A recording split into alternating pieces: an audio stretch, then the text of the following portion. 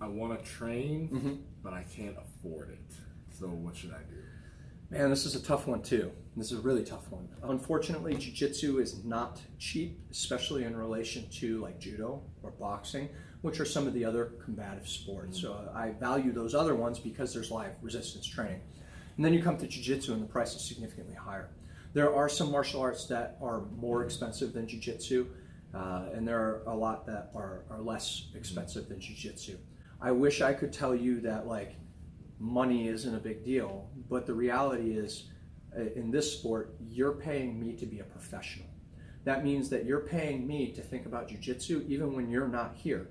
When you show up here, the lights are on, the school is clean, the mats are clean, there's water cups, I have a curriculum that I have developed, I know what lesson we're teaching today, I'm thinking about, your grappling, everybody else is grappling, these tournaments, and so I'm interacting with the material all of the time, and you're paying me to package that in a way that is digestible for you.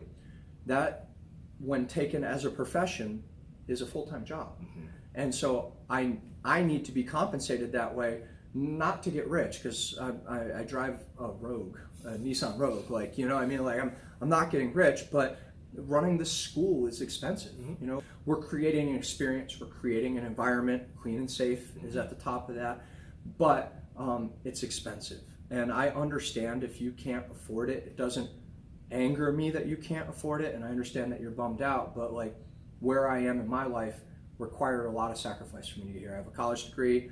I pay $400 a month for my student loans still, and that was after being in the military. I was in the military as well, so I have that military skill set. I have the collegiate skill set. I'm a classically trained teacher, and I take this as a serious profession, and so that's not cheap. And where we want to go, like my goal isn't to end here. I want to have a regional training center. I want to have 1,000 students, 1,200 students. I want to have multiple classes. I like to have wrestling classes, judo classes, jiu-jitsu classes, like grappling, like to the max. How do I get those things? I could get those things if I had the money, but I can't have those things without the money. So like, how do we go about doing that? And that means I have to save. That means that I have to charge you to do this. And I really want you to be here, but if you can't afford it, like I would offer to talk to the instructor from a place of humility. Don't act entitled, and be willing to work inside that academy for that experience. If you can work something out, great, but don't act entitled to it, and don't be surprised if there's not an opportunity for you when you walk in off the street.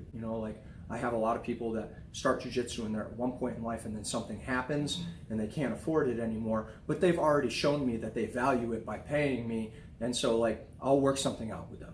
But it's tough. I wish I could do it for free. If I hit the lottery, first thing I'm doing, I'm coming in, I'm going to say, hey, if you come to class, everyone's getting promoted, right? And then when they come in, I'm going to be like, psych, no one's getting anything, right? But I hit the lottery, everyone gets to train for free. Anyone new that comes in, they can pay, but all of you're training for free.